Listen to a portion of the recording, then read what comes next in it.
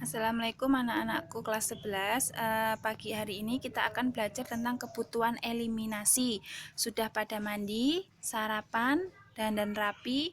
Sekarang siap mendengarkan untuk materi kebutuhan eliminasi ya. Nah, pengertian daripada eliminasi itu adalah proses pembuangan sisa metabolisme tubuh baik berupa urin ataupun feses. Sedangkan miksi sendiri itu adalah proses pengosongan kandung kemih. Jadi yang dimaksud dengan sistem perkemihan itu adalah suatu sistem di mana terjadinya proses penyaringan darah sehingga darah bebas dari zat-zat yang tidak digunakan oleh tubuh dan menyerap zat-zat yang masih dipergunakan oleh tubuh seperti urin. Kemudian fungsi ginjal itu adalah yang pertama mengekskresikan zat sisa metabolisme yang mengandung nitrogen, misalnya amonia. Yang kedua, mengekskresikan zat-zat yang jumlahnya berlebihan, contohnya vitamin, dan zat berbahaya, contohnya obat-obatan, bakteri, dan zat pewarna. Yang ketiga adalah mengatur keseimbangan air dan garam. Yang keempat, mengatur tekanan darah dalam arteri dengan mengeluarkan kelebihan asam dan basa. Nah, ini adalah bagian-bagian dari ginjal yang terdiri dari medula, pelvis ginjal, korteks, arteri ginjal, vena ginjal, dan ureter. Sedangkan kulit ginjal atau korteks itu fungsinya adalah untuk menyaring darah yang disebut dengan nefron.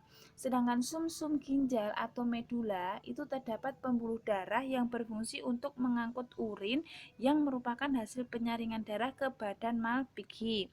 Sedangkan yang rongga pelvis atau rongga pelvis renalis itu adalah ujung ureter yang berpangkal di ginjal dan berfungsi untuk menampung urin yang terus keluar dari papila.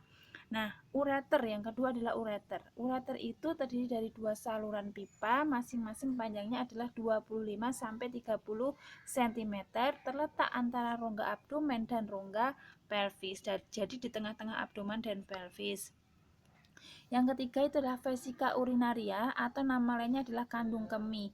Dapat mengembang dan mengempis seperti balon. Kemudian bagian daripada vesika urinaria itu ada fundus, korpus, vertex, dinding kandung kemih, dan proses miksi. Nah, yang keempat adalah uretra. Pada laki-laki itu panjangnya kurang lebih 20 cm. Ini merupakan saluran sempit pada laki-laki yang berpangkal pada kandung kemih yang berfungsi untuk menyalurkan air kemih keluar. Sedangkan pada perempuan itu panjangnya kurang lebih 3 sampai 4 cm yang terletak di belakang simfisis pubis. Nah, sifat urin. Sifat urin itu apa saja? Yang pertama adalah jumlah ekskresinya per 24 jam kurang lebih 1500 cc. Kemudian warnanya harus bening muda jika dibiarkan menjadi keruh. Kemudian warnanya menjadi kuning tergantung kepekatan, yaitu tergantung saat kita konsumsi makanan.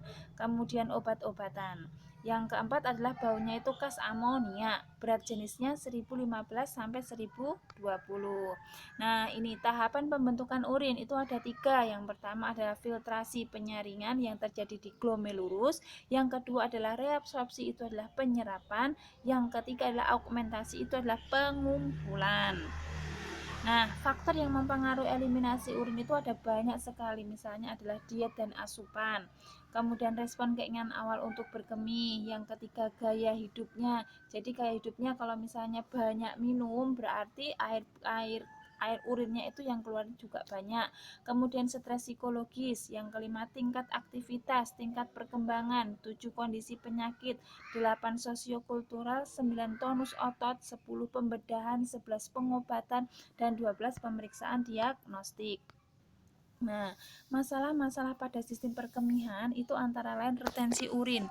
Retensi urin itu merupakan penumpukan urin di dalam kandung kemih dan ketidaksanggupan kandung kemih untuk mengosongkan diri.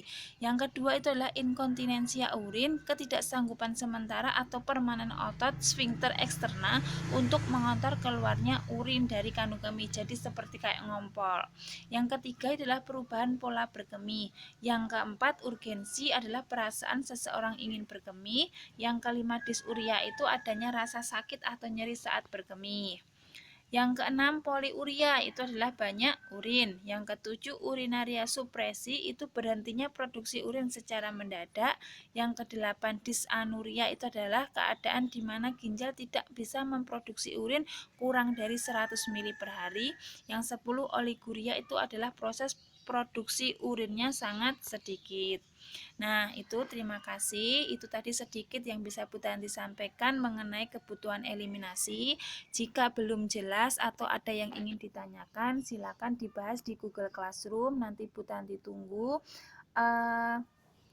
Apa itu namanya, nanti untuk kode Google Classroom-nya Bu Tanti sampaikan melalui wali kelas. Kemudian hari ini tidak ada penugasan, cuman silakan pelajari kebutuhan eliminasi dan pahami lagi apa itu namanya, gambar-gambar ginjal tadi ya, bagian-bagiannya. Terima kasih anak-anak, semangat selalu, semangat belajar. Assalamualaikum warahmatullahi wabarakatuh.